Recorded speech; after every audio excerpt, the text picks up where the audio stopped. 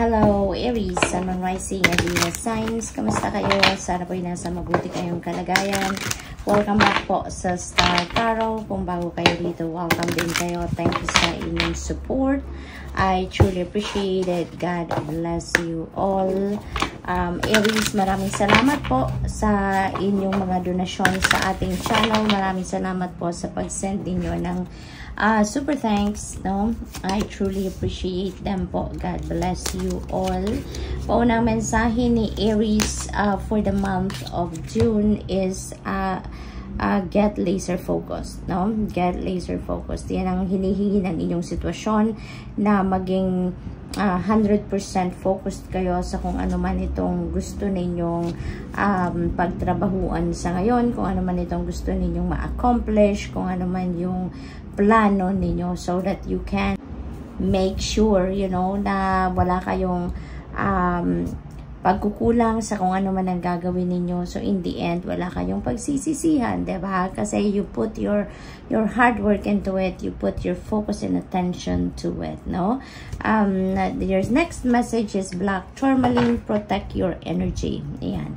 And the best thing, you know, to protect your energy is unang-una to surround yourself with positive thinking people. Surround yourself with people that are positive thinkers, happy people, kasi parang with those kind of people, walang masamang tinapay, ika nga, no?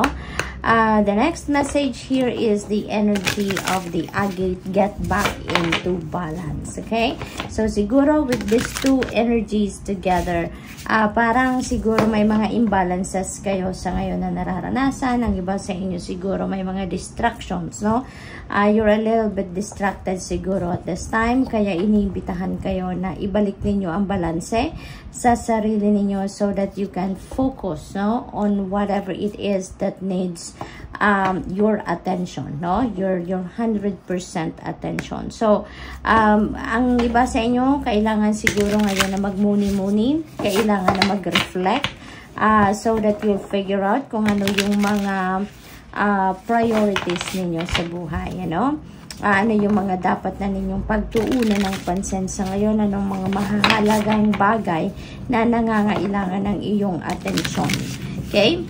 Posible din na kailangan din ninyo ngayon ng pahinga, kailangan ninyo na mag-unwind, mag-chill, mag-relax, so that maibalik din ninyo yung core ninyo, no? Yung sarili ninyo sa inyong core. Kasi siguro ang iba sa inyo dito, you have too much on your plate, so you are all over the place. Kung ano-ano, yung parang aligaga siguro ang iba sa inyo dito, because you have too much na kailangang attendan, kailangang asikasuhin, ano, kailangang tignan. Kaya nangangailangan kayo dito na mabalanse ninyo ang lahat-lahat ng kaganapan sa buhay ninyo, so that you can give each area of life attention. Okay? So, we have persistence, waterfall energy. Ayan. So, kailangan ninyo na maging persistent din sa kung ano ang inyong gustong mangyari, no? Parang kailangan ninyo dito ng drive, kailangan ninyo dito ng determinasyon. Sa konting pagsubok, huwag kayong susuko, huwag kayong give up, you know, yung ganon. So, what else? We have centered. Ayan. Get back into balance, you will definitely get back to your center. You can get back to your core. So, most likely, yun ang gagawin talaga ninyo. You're going to get back to your focus. You can get back to your center, no? So, which is really good. We have purification. Ayan. So, magkaka-interconnected, no? Kailangan talaga ninyong mag-purify dito. Purify yourself with negativity, no? Purify yourself from negativity. Detoxify yourself. Yun ang kailangan ninyo sa ngayon. Kasi nga, para maalis yung imbalances sa buhay ninyo. Maaring may mga bagay kayo dito talaga na mga pinagtutuunan ng pansin na hindi naman kailangan, or maybe may mga ilang bagay lang na napagtutuunan ninyo ng pansin, and maybe you are neglecting or overlooking something, no, sa buhay ninyo, kaya may imbalance. So you may you need to purify yourself para makapag-focus kayo, para maibalik ninyo yung sarili ninyo sa sentro. And with that, makikita ninyo saan kayo nagkukulang, saan kayo sumusobra, yung mga ganon, ano? Speaking of purification as well, this could also mean that you need to purify your physical space. Maaari din, ang iba sa inyo talaga dito ay madalas kayong nag-i-smudging sa bahay, gumagamit kayo ng white sage, gumagamit kayo ng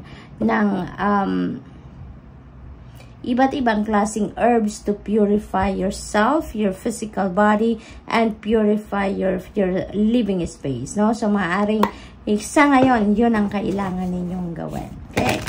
So, tignan natin kung ano pa ang ganap for Aries. We have new beginnings. Napakaganda because you are heading towards new beginnings.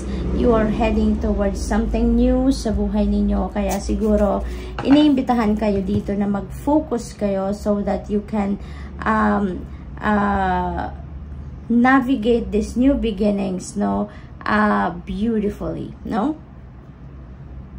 So this could be in any area of life. This could be a new beginning in relationship, in family matters, in friendship, career, trabaho, negosyo. It could be in any area of life na sisimulan ninyo dito. So what else for Aries? We have purification. Purification here. So, Aries, most likely, ang iba sa inyo, siguro there's a lot of negativity around you na siguro dumikit na din sa inyong energy field. Kaya din siguro kayo, wala sa focus. Kaya din siguro kayo distracted, no? Kaya kailangan ninyong mag-purify. You need to focus on yourself, on your well-being, on your health, no? Aries, we have manifesting dreams, beautiful energy. You have the extra power ngayon para mag-manifest ng mga bagay na gusto ninyong ma-manifest. Maaaring ito yung mga pangarap ninyo, mga wishes ninyo. Maybe now is the time that it's coming to fruition. So this is really a beautiful energy. But you really need to purify yourself now before this thing happen. Kasi kung punong-puno tayo ng negativity sa ating sarili, sa ating energy field, that can serve as a barrier between this beautiful happening sa buhay ninyo at saka yung kayo, no? So you really need to get rid of whatever negativity around you, negativity sa sarili ninyo, sa isip, sa puso, sa energy field ninyo, so that everything is clear. Your energetic field will be clear of clutter. Then walang duda, dadating at dadating kung ano man yung mga pangarap ninyo. All the good things, all the positive things are going to happen. So good luck, Aries, and that's all I have for you for the month. Thank you for watching. Love and light. Namaste.